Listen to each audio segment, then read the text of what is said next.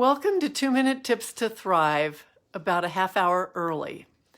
As you may know, tomorrow is St. Patrick's Day, and I'm attending a Toastmaster meeting in 15 minutes in Rhea, Limerick, Ireland.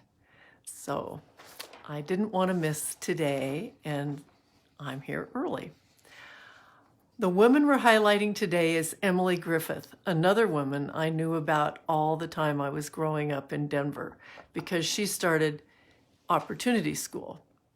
She was born in Cincinnati, and they were very poor, and her father was an attorney, but he would only take care of people that were really innocent and didn't make a lot of money.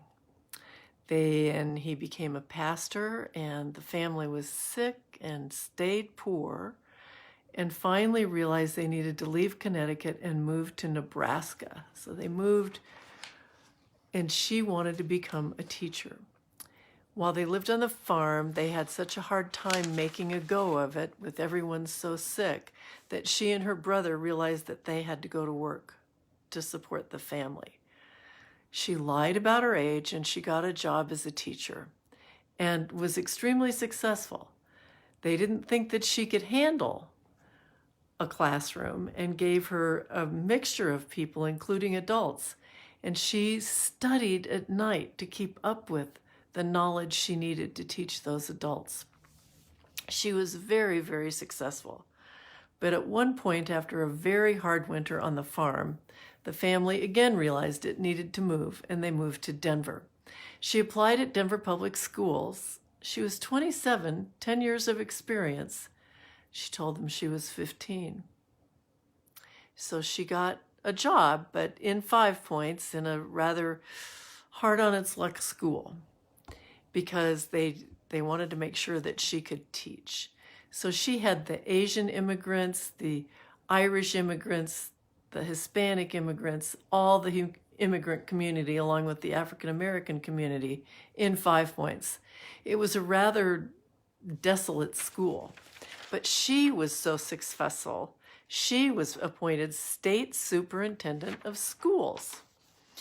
And at that point, she knew that she needed to start a school for adults. They finally gave her a building, an old condemned school in downtown Denver, and she begged everyone she knew to give her money to start this school for adults, because adults often had to drop out of school to work in those days, and they all wanted an education, and she wanted it to be free.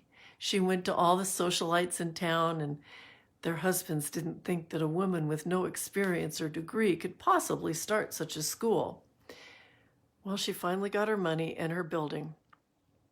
And in the first week, 1,400 students enrolled.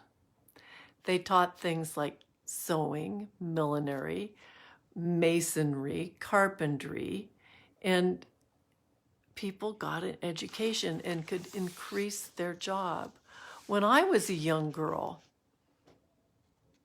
I knew many women from Opportunity School because my mother would take them in, and they would help with the kids around the house, and they would go to school at Opportunity School. So it has a big, big place in my life. At any rate, it continued on and just really made a big difference in the community of Denver. It's changed now. They do charge commission, and it's, even though it was named Emily Griffith Opportunity School after a couple of decades, it is now the Emily Griffith Technical College. And so you can tell they teach life skills like welding and mechanics and all of those things that people need to get a good job, but don't necessarily get taught in high school.